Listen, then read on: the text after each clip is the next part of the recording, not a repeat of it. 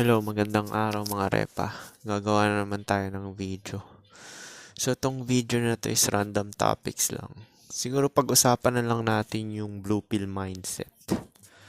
So, dahil yan ang default program, plus may social conditioning pa tsaka programming sa lipunan is, di ba dahil nga buhay pa tayo, ang main reason lang ng buhay natin or purpose is mag-survive at mag-replicate. Yun lang, wala nang iba. So, syempre dahil buhay ka, kailangan mo ng mag-survive. Doon lang talaga nauubos yung oras mo talaga sa pagtatrabaho. Buong buhay ka magtatrabaho actually. Iisipin mo yan. Tapos, kung hindi ka naman gaano nagtatrabaho, may passive income ka, mabobore ka rin, di ba? Tsaka yung katawan, need din ng constant na stimulation tsaka physical activity. Kasi once na nag-stop ka ng physical activities, doon na magkakaroon ng mga problema, mga sakit. Kagaya ng pag-exercise, di ba? Need pala ng muscle talaga na mag-exercise talaga. Constant yan. Di ba pag 20 ka, gala ka ng gala, labas ka ng labas. Tapos, lalo na yung panahon ko, may mga laro pa sa labas, di ba? Ngayon kasi mga Gen Z, wala na ganun laro sa labas Hindi na naglalaro yung mga bata sa labas, puro cellphone na lang. So, liliit yung muscle nila, tapos yung communication skills din, hindi na de-develop kasi nga puro cellphone. Magaling sila mag-type ng English tsaka sa text, pero pag once na nakiphalubilo na sa real life is parang galit-galit na, di ba? Ganun na yung ano. So, napansin ko lang to na kahit pa dati pa to marami na rin mga kanta nito. Yung mga babae, pag bata pa sila is lagi silang bored. So, yun kasi ang pagkakamali ng mga lalaki na iniisip nila na mostly daw ng mga babae is pag nakikipagrelasyon is base lang talaga sa survival. Totoo rin naman yan, lalo na yung panahon pa ng mga tatay natin at lolo natin. Pero ngayon kasi nagtatrabaho na sila. Tapos, yung mga lalaki pa hindi nag-aaral. Kagaya dito, sa western country, di ba? Di ba, marami na akong tinanong niyan yung mga estudyante na pinipresep ko doon sa hospital na pinagtatrabahuan ko. So, ilan ba yung mga lalaki na mga nag-nursing? Out of 200, tatlo lang daw. So, marami talaga mga lalaki na hindi talaga nag-aaral o nag-i-STEM max na ayaw talaga nila mag-aral. Parang nagtatrabaho na sila ng kayod talaga na or tinatamad na magtrabaho kasi nga wala naman din nagkakagusto kasi driving force din naman yun, di ba? Tapos kung naisip may mga manosphere din nagpapakalat na wag na magtrabaho, mga ganyan. Tapos meron din mga manosphere na nagpapakalat na information na mostly ng mga kaedara nila is gusto na lang short-term relationship. Both gender to, lalaki at babae. Pero syempre, sa lalaking side, yung may upper hand lang sa looks talagang nagdo-dominate. Kaya nahihirapan din yung mga babae actually kung gusto nila mag long term, yung mga 20s pa lang na babae. Kaya naglilin toward sila sa mga may edad na. Kung mga 30 pataas, yung mga early 30s Yung cases ko is isolated lang yan, hindi yan pangkalahatan. Ideally, pang early 30s kung trip sila ng babae. Kasi sa dating app, may mga filter yan Hanggang 35 Usually, 10 years yung age gap. Kuwari, 25 yung babae. Siyempre, i-extend niya yung age gap hanggang 35. Hanggang 10 lang talaga yung Yun yung logical talaga na naiisipin mo. Lalo na yung, depende pa rin yan sa socio-economic status ng babae, itsura niya, yung mga kayanan ng itsura niya, tsaka yung, niya, yung edad niya. Di ba yun nga yung mga factors na sinabi ko. Walang palya yan. Diyan sa tatlo lang talaga magfo-fall talaga yung mating choices talaga nila. Mga pinipili na ng lalaki. Ito kasi yung pagkakamali ng karamihang lalaki na mostly daw talaga ng mga babae is gusto talaga ng long-term relationship. Eh, nagtatrabaho na sila ngayon, plus mga lalaki pa, minimum wage earner. Ayaw na rin talaga ng babae. Kahit nga yung mahirap na babae, sinasabi nila nagtatrabaho naman sila eh. Ayaw nila umasa dun sa lalaki. Which is, kung ako babae, magtatrabaho rin talaga ako. Hindi ako asa sa lalaki kasi ibabribe ka niyan ng lalaki tapos minimum wage earner yung lalaki eh kung magkagipitan syempre 'di ba isipin niya pa rin yung survival niya 'di ba kada individual nga 'di ba may kani-kanilang pangangailangan yan yung black pill principle na dapat ipasok nyo talaga sa utak nyo lahat talaga ng mga living organisms may kasarili rin talaga kaya hindi mo pwedeng itiwala talaga yung survival mo sa ibang tao. Although interconnected tayo, kailangan nating isa't isa, pero yung solely na magre-rely ka sa isang tao para pang long term is medyo malabong mangyari na yan, lalo na ngayon sa hirap ng buhay, di ba? Kahit dito sa western country, mahirap din talaga buhay. May mga nagnanakaw pa nga ng pagkain eh. Sa rep, di ba? Na ano, kuwari nagfa-flat ka, tas may common kayo na ref. May magnanakaw, di ba? Hindi lang din sa Pilipinas yan, yung mga kapit patalim, tsaka yung mga tao nakakagawa ng illegal dahil nga sa hirap ng buhay. Siyempre, yung survival pa rin talaga yung pinaka talagang black pill talaga eh. Ano bang root cause ng suffering? Siyempre yung katawan. Katawan mismo. Although yung katawan nga, yung katawan mo nagbibigay din ng source ng joy. Sinabi niya SQS yan, di ba? Bago mo ma-enjoy yung katawan mo, kailangan mo muna mapunan yung war sa nutrition. Ibig sabihin, kailangan may makain ka muna. So, kung wala kang makain, wala kang energy, wala kang lakas, wala kang healthy na pangangatawan para ma-enjoy yung mga gusto mong i-enjoy, kagaya ng entertainment, panonood ng YouTube, yung may enjoy yung kung gutom ka, di ba? Hindi ka rin titigasan or malilibugan kung gutom ka. So, yun talaga yung ano, problema talaga eh. Pinaka-problema talaga yung katawan eh. Na ano eh.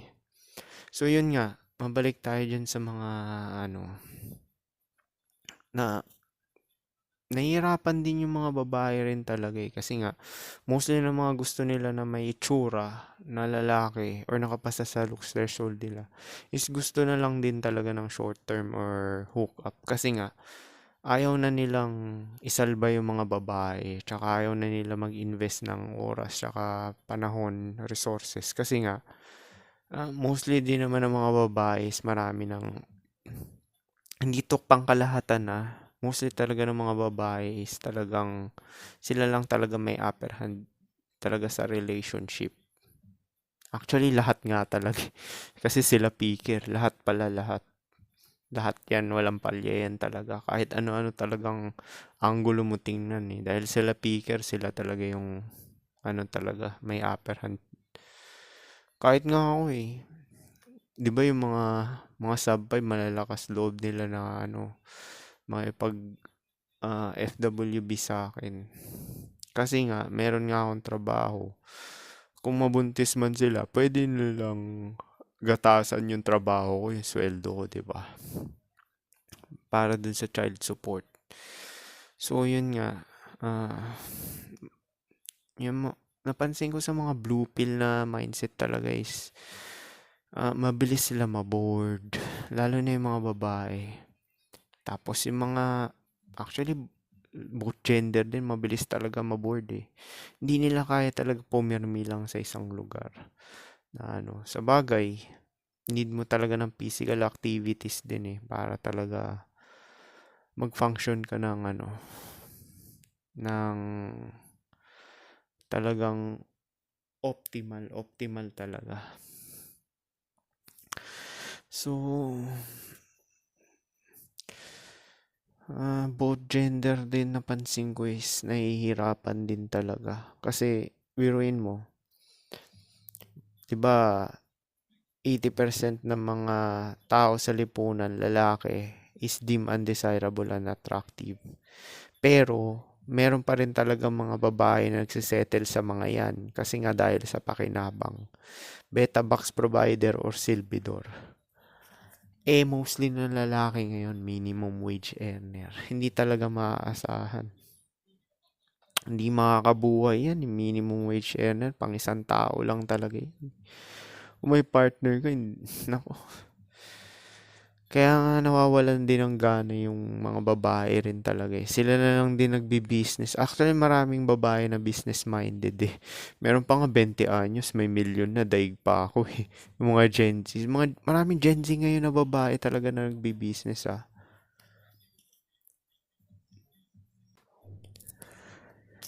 Meron nag-message sa akin sa Facebook na babae, 20 pa lang siya, nagbi-business siya. Alam ko yung business niya parang produkto yun eh, networking. Bibili ka ng mga produkto tapos bebenta. So kumikita rin siya doon malaki. Tapos may kotse na siya, pinagyayabang niya ganyan. Tapos yung lifestyle niya ganyan. So yung mga babae talaga, parang lalaki na. Na ano. Tsaka pabor din sa kanila yung lipunan eh. Kasi biruin mo, yung lipunan is gynocentric, 'di ba? Yun yung sinasabi ng red pill eh. Pero sa Gnostic tsaka black pill, existence babae talaga. Matter, mother nature, mother yan, 'di ba? So, para ka mabuhay, kailangan mo nung female traits. Kung enlightened mind ka, against ka sa female nature, ibig sabihin, against ka sa law of nature or mother nature. Medyo mahirap yung path na yon, yung sinasabi kong monastic. Yung ginagawa ng mga Buddhist. Kasi nga, hindi ka gaano magko-compete dyan. Basta meron ka lang pagkain, tsaka pang matitirahan. Parang, tsaka syempre, extra rin pag nagkasakit ka. Medyo against yan sa mother nature. Medyo mahihirapan ka sa path na yan, yung spiritual path. Pero, malaya ka kasi nga, may nalalaman kayo. Napansin niyo yung mga taong matatalino or yung may higher wisdom or self-awareness. Hindi naman sila madadaldal eh. Mga introvert sila. Kasi nga, nasabi ko na yan sa inyo na wala naman talagang introvert. Wala lang talaga kayong common interest sa karamihang tao. Di ba yung mga blue pill, 90% yan, di ba? Carnal base. Ibig sabihin, mga worldly desires, mga gusto niyan. Ang gusto ng nasa utak niyan 24/7. Ito lang worry niya na napaka-predictable ng blue pill na utak. Ang wino-worry nila lagi pagkain, entertainment, gumala, kung ano-ano pang distraction, panonood ng entertainment, tapos sex, ganyan, tsaka mapag-usap. Yan lang naman yung mga laging iniisip ng blue pill. Siyempre, naging blue pill din ako yung utak ko dati. Kaya alam ko yung mga ganyan. Pag blue pill ka, ignorante ka, siyempre, preoccupied yung utak mo sa mga stimulation, di ba? Tsaka sa mga urges mo, lalo na yung sexual urges, tsaka yung mga desire. Yung desire mo na kumain, overeating, di ba? Kumain ng kumain. Kaya yung ibang mga taong matataba, tanungin mo sila, tanungin mo. Wala talaga silang control dun kasi ano yun eh, hindi nila makontrol yung blue pill na mindset nila. Di ba nga sinabi ko na sa inyo yan, bawat tao is nagfa-function sa realidad nila base sa mindset nila. Blue pill, red pill, black pill. So yung mga blue pill talaga na tao, yan yung mga walang disiplina. Fast life yan, mahilig sa mga gala-gala, mga ganyan. Tapos mga distraction, mga wala namang kwenta. Gumala rin naman ako dati pero out of yaya lang nila. Pero kung yung ako talaga magyayaya na gumala, hindi ko talaga gusto yan. Kasi parang, tuwag na pupunta ka sa ibang lugar, di ba? Ta-travel ka sa beaches. Eh puta, hindi naman naiiba yan sa kwarto mo eh. Ganun, nagpakapagod ka pa. Yung view, pwede mo naman enjoyin yung view ng ano, depende. Sa bagay, perspective yan eh. Nasa perspective yan. Dahil nga sa kalayaan, nasa mindset eh. Pwede yung, actually, yung mundo nga, sa katawan mo na rin yan eh. Kasi parte yan ng matter, di ba? Sinabi ko na sa inyo, iisang consciousness lang tayo. Now, ganito kasi ang black pill na mindset. Di ba yung mga blue pill? Ang ganda ng nature, gagala tayo, punta tayo sa beach. Eh sa black pill na mindset, nako, yung beach na pinuntahan mo, tsaka yung pinuntahan mong lugar is same lang din yan sa kwarto mo. Nagpakapagod ka pa. Actually, may chance ka pa nga madisgrasya pag nag-travel ka na nag-travel eh. Dati nagbabike ako eh. Mga ilang beses na rin akong nadisgrasya sa bisikleta kaya marami akong sugat eh. Nagkikiloid pa nga yung sugat ko kasi nga, yun nga, dahil nga sa mga gala-gala. So, hindi ko na advisable sa inyo yan, yung mga ganyan. Mas maganda talaga i-preserve nyo yung katawan nyo. Maganda mag-training na lang kayo indoor. Ganon din sa outdoor. Kasi isipin mo, mga kasama mo sa outdoor, magte-training ka sa gym, di ba? Eh puta, may mga mayayabang dun, mamaya mapaaway ka pa eh. Siyempre, ibang tao rin yan, di ba? Siyempre, pagka na-blackpill yung utak mo, mag-isolate ka. Kasi tingin mo talaga sa mga tao rin talaga is makasarili rin. Or mga hayop din yan, mga hayop. May potential yan na maging violente talaga. Lalo na pag ayaw ka nila. Kaya nga ngayon nagsusuot na ako ng shades eh. Paglalabas ako ng flat ko na lagi na ako naka-shades kasi nga para hindi nila mababasa yung reaction ng mukha ko tsaka ano. Tsaka hindi na ako nagsasalita gaano kasi nonsense kausapin yung blue pill eh. Na ano, alam ko yung mindset ng mga blue pill eh. Yung forms ng pakikipag-usap nila is ginigauge nila kung kaya ka nila i-exploit. Kaya i-detach nyo yung sarili nyo sa mga blue pill na tao. Kasi yung interaction, once na nakipag-interact ka sa kanila, ano na yan, parang nakuha na nila yung ano mo, ginigauge nila yung ano mo, yung ugali mo, kung kaya ka ba nila ma-exploit or kaya nila sayangin yung oras mo para sa benefit nila, 'di ba? So pag na blackpill ka, magiging monastic ka talaga tapos iiwas ka sa mga tao gaano kasi nga may potential yung mga tao na yan na i-exploit ka talaga. Kaya nga ginawa ko sa sarili ko, 'di ba nga nag-STEM Max nga ako. Hindi nila magets ng mga may asawa to eh, mga pamilyado na lalaki at babae. Bakit kinontian ko yung load? Siyempre hindi ko pwede sabihin na gusto ko relax buhay ko. Na gusto kong humilata. Kasi wala sa isa eh. Biruin mo, buong gusto nila magtrabaho ng 5 araw. Eh putang ina, hindi ko gagawin yan. But, syempre mas papangalagaan ko yung spirit ko, 'di ba? Ba't ako mag-i-invest na spirit 'yun? Ibig sabihin na spirit yung attention mo, 'di ba? Lalagay mo yung attention mo diyan sa ano. Eh panandalian lang 'yan, ubusin oras mo eh. Eh kung nandun ka sa 0 point, ibig sabihin kapayapaan, nasa state ka ng kapayapaan. Syempre, iiwas ka sa tao. The more kasi na napapaligiran ka ng maraming tao is the more na hindi ka payapa. Napansin mo yung mga Buddhist, 'di ba? Pupunta sila sa top of the mountain. Doon sila naninirahan, 'di ba? Kasi nga nakatingin sila sa baba. Yun yung sinabi ni SQS eh, yung mga Buddhist daw. Top of the mountain sila nakatingin, nakatira. Tapos nakatingin sila sa baba. Kasi sa mga baba, dyan yung mga worldly carnal desire yung mga tao talaga sa lipunan. Kung kaya ko lang yan, kaya ko naman di magawa yan ng mga 45 na ako. Hindi na talaga ako magtatrabaho. Hindi na ako magtatrabaho sa plantation. Pero sa ngayon kasi is medyo in limbo pa ako kasi nga hindi rin ako nagtitiwala sa parent ko eh dahil nga yun nga may potential talaga na ibenta rin yung pamana, 'di ba? So hindi ako umaasa doon. So yun yung iniisip ko talaga na ano eh. Pag na blackpill ka talaga, iiwas ka sa tao talaga eh. Tapos pag may mabahay rin, may nagkagusto sa'yo, mapapatanong ka talaga eh. Ano, ba't ako nagustuhan ito?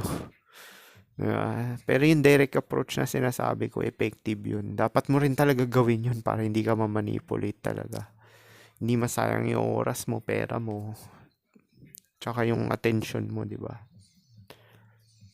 Actually, pag na-blackpill ka, parang, ano ba mapapakinabangan mo sa babae? Ito lang natanong ko procreation, tsaka pleasure lang naman talaga eh. Sexual pleasure lang talaga eh. Yun lang talaga makapapakinabangan mo eh.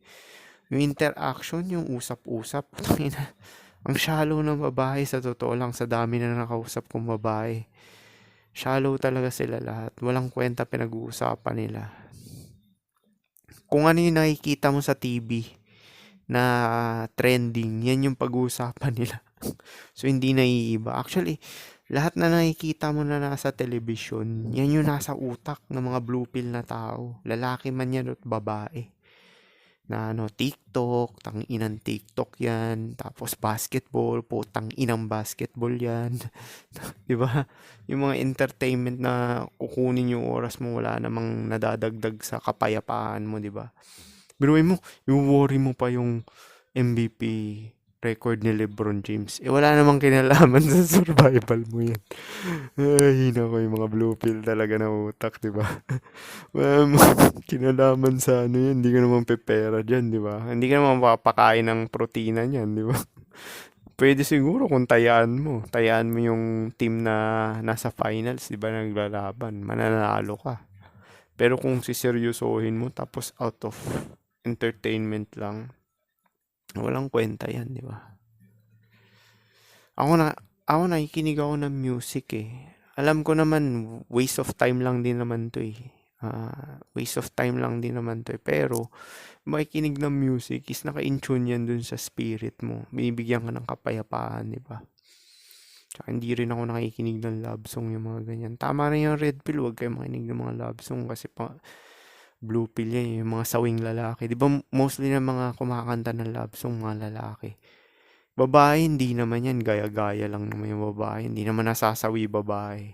Sila picker, paano sila masasawi? Ang bilis makamove on babae. Yung sinasabi nila alpha widow, hindi sawi yun. Frustration yun na hindi nila makuha yung gusto nila na ano. Yun lang naman yun eh. Yung mga lalaki na blue pill, yung mga undesirable, ginamit pang long term, tapos biglang nilaglag ng babae, eh wala na. Kasi onti yung option nila eh. Kaya nga dito sa black pill, minumulat ko na yung mata nyo. Na mag-pro na lang talaga kayo para talaga may makaranas kayo. Kasi experience lang naman din talaga yan eh. Pag may na-experience ka, ano eh, parang hindi mo na babalikan yung ano mo eh, na pagiging tanga mo, 'di ba? Kasi lack of option lang naman yun eh. Kaya ka nag-i-invest ng oras, tapos pera, attention sa babae. Tsaka yung mga brainwashing na rin, 'di ba? Yung mga napapanood nila sa television na lalaki dapat maging ganito, gentleman. Hindi mo naman kailangan gawin 'yan. Kailangan mo lang gawin is pakikipagkapwa-tao.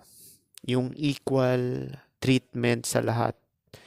Actually, kung black pill ka, hindi lang din naman equal treatment sa tao eh, pati sa hayop, insekto. Actually, ako, ngayon pag nakakita ako ng mga hayop tsaka insekto, ano eh, hindi ko naman talaga sila pinapatay din eh, kung hindi talaga sila nakaka-threat sa buhay ko talaga eh.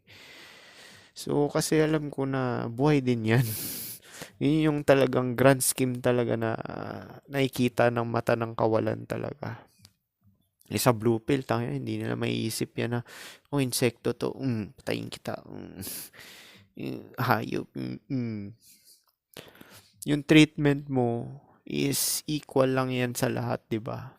Pero, hindi ko nga advisable din na mag-alaga ng hayop kasi nga, ma-attach ka eh. Mas maganda talaga, less yung attachment mo sa material. Meaning na material is yung lahat na nakikita mo dito sa realidad mo.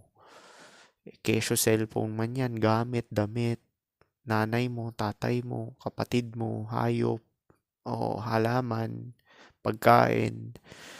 Yan kasi yung materialism na sinasabi natin. Kasi iniisip ng mga tao na mga shallow, yung mga blue pill tsaka red pill. Yung materialism is pera, bagay, mga luxurious ka. Hindi, ang materialism is existence. Pag na-attach ka sa existence, anumang bagay dito is yun yung magbibigay sa'yo ng suffering talaga. Pagdurusa. Pati ang katawan mo. Hindi mo matanggap na mamamatay ka, di ba? Yan magbibigay sa'yo ng anxiety, depression, di ba? Yan lang naman yan eh.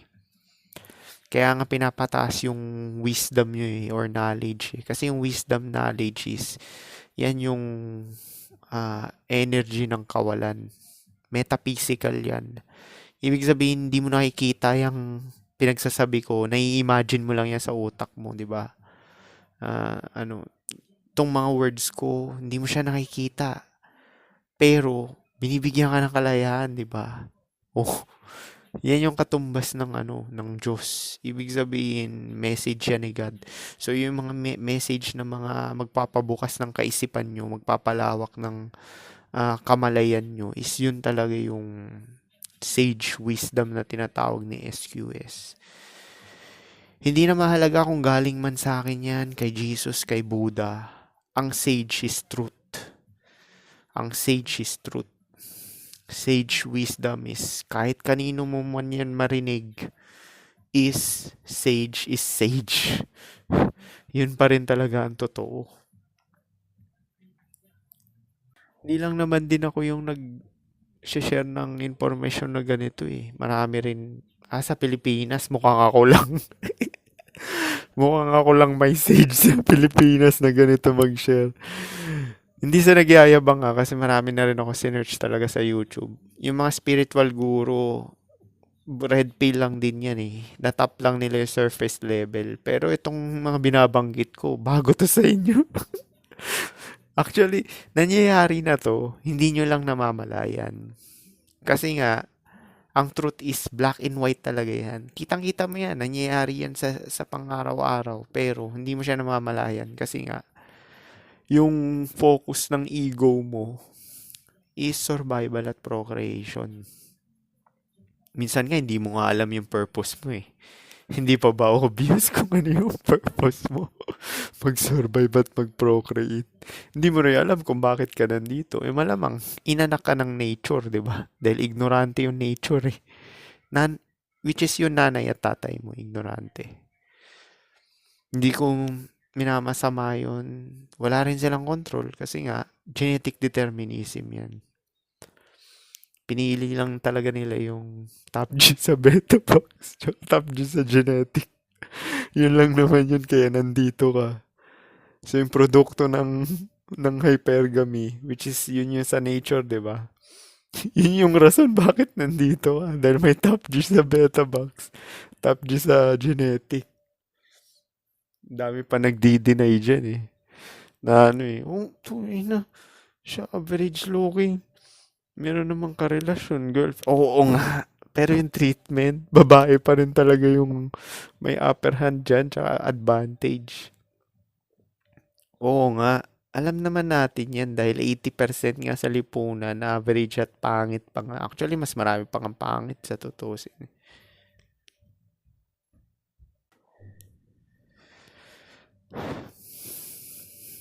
Alangan naman, ah, maghanap sila ng pogi or heteronormy. Sinabi ko na sa inyo yan, di ba? Nag-ikot na ako sa malls. Kahit nga dito sa western country, tumukha ako. Nun, rare na rin to. Yung mga nanlalait sa akin, sige, laitin niyo yung mukha. Wala naman akong pakialam dyan. Pero sa totoo lang, yung mga nanlalait dyan, yung mga nanlalait dyan, namag ko pa kayo. Ayaw nyo lang aminin. Wala naman talaga kayo makikita na ganito itsura sa mga mall eh. Na eh. Minsan nga ilalapag ko yung mga nakuha kong picture sa Facebook. Kasi yan talaga yung mga nakikita mo pang araw-araw. 80% 'di ba sa lipunan? Undesirable, unattractive, 'di ba? Oh.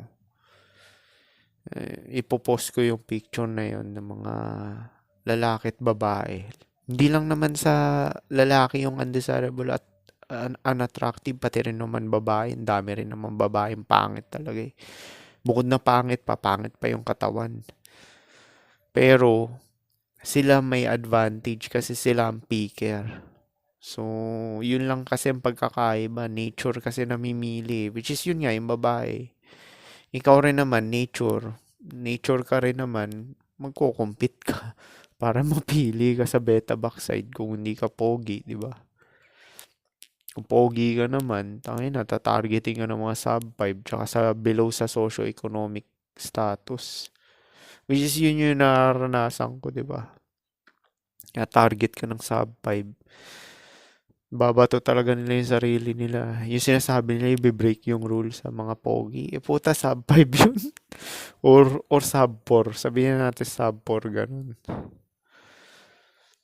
Hindi nila kasi binabanggit yung ano, kala nila yung buhay ng may upper hand sa looks is easy. Hindi Hindi rin Halo yan dahil both extreme yan, di ba? Hindi, kaya nga nagkakaintindihan yung pangit talaga tsaka yung pogi. Kasi mostly ng mga pogi na pupunta sa pangit. Hindi, totoo yan, promise, sa totoo yan. Jeric Rabal nga, di ba? Francis Magalona din, bag eyes pa nga yung asawa niya, maputi lang. Kaya yung sila Magalona, Maxine, ganun din, naging bag eyes. Ganun yun, ganun kasi yung dynamic, depende talaga sa priority ng babae. So, yun nga, di ba nga,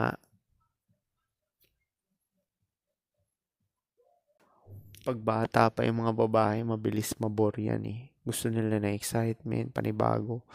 Kaya yan talaga yung maganda talaga i-exploit eh. Mga explorer. Di ba sinabi ko na sa inyo yan sa nakarang video ko? Mga videos ko. Mga nag explore kagaya nila Maris Racal, Julia Barreto. Tayo na, after niya tikman si Josh, ayaw ko na kay Josh. Iba naman, babae nag-initiate ng breakup Biruin mo. Kasi nga marami talaga silang option. Kahit nga tong ka-FWB ko, hindi ako na-attach dito. Tsaka hindi ko talaga siniseryoso lahat ng babae. Kasi tingin ko lang talaga sa kanila, pepe lang din talaga lahat eh. Di ba sinabi ko na sa inyo yan? At certain age, sa lalaki, tingin mo talaga sa lahat sa babae, pepe talaga. At certain age naman din talaga, past 25, lahat ng babae tingin nila sa lalaki is for long-term security, beta box, ATM. Kahit pa pogi ka, basta 30 pataas ka na, tangina ATM ka. Mala Leonardo DiCaprio labas mo, beta box pa rin yan. Kung relasyon sure, merong makikipag one night stand kay Leonardo DiCaprio. Marami pa nga pipilahan pa siya kung tutuusin eh. Dahil sa pera niya. Pero, kung matalino kang Chad, hindi mo gagawin yun. Kasi, tangina, maanakan mo yung mga sub 5 na yan. Na tangina, gagatasan ka niya, ubos yung milyones mo. 300 million mo, di ba? Asset mo. Kaya yung mga mapogi na may pera, medyo maingat yan, di yan nakikipag-ons or pinapangalaga, mababa body count yan, yung mga ganyan. Pwede naman siguro mag-condom na pero yung ginagawa ni Leo, serial monogamous lang siya eh. Kasi nga pinapangalagahan niya yung kasi malamang baka hindi niya trip mag kapote, 'di ba? Yung niya yung potential talaga na maanakan eh. Which is yun din yung ko. Actually ako hindi. Kampante talaga ako eh. Hindi talaga ako magkakaanak. Kaya so hindi ka talaga mananalo sa sa babae talaga sila picker eh. Biruin mo si Anthony Kiedis pala. Meron ako kilala niyo yung Anthony Kiedis sa Red Hot Chili Peppers. Siya yung vocalista. Tangin nasa 70s pa lang yun. 1970s or 80s, 1980s or 1990s. 90s pala yung banda yun. Merong babae nag-i-interview sa kanya. Gusto niya halikan, ayaw. Ayaw. Ayaw sa kanya. Biruin mo, vocalista na yun ng Red Hot Chili Pepper Ay, hindi ka talaga desirable. Ngayon, milyonaryo na siya. Tangina. Doon siya nagkaroon ng mga chika bebe na bata, 20. Iba na yung game ng Gen Z ngayon. Matatalino Gen Z ngayon, promise. Marami nga sa kanila nagdadrive eh. Yung mga kaidaran ko, tangina, hindi nagdadrive ng kotse. Yung mga katrabaho ko na kaedad ko, 33, 35, tangina, hindi nagdadrive ng kotse. Nagpa-flat. Ito mga Gen Z nagdadrive ng kotse eh. Kaya nga sila nag-e-effort dito pumunta, di ba? hanga talaga ako sa utak ng Gen Z ngayon. Napaka-matured nila. Alam talaga nila yung game kasi nga social media age sila eh. Kaya mostly ng mga lalaki rin sa Gen Z mahihirapan. Babae rin sa Gen Z nahihirapan kasi nga yung pinipili nila pogi. Priority nila pogi. Eh pag pogi, tangin na, di i-hit lang sila. Short term lang lagi yan. Matalino Gen Z ngayon, promise. Dami ko nga natututunan sa kanila kung tutuusin eh. Na ano eh. Kaya, ewan ko bakit ko sila na-attract yung mga bata na yan. Kung ano, sa bagay, alam ko kung bakit. Love trip, beta box din trip nila eh. Yun yung sa isip-isip ko, wala kayong mapapakinabangan sa akin. May bari ko sila ko eh. Wala kayong mapapakinabangan.